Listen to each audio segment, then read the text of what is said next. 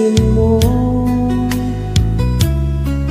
Masakit man sa damdamin, ako'y masaya pa rin pagkat kaibigan mo.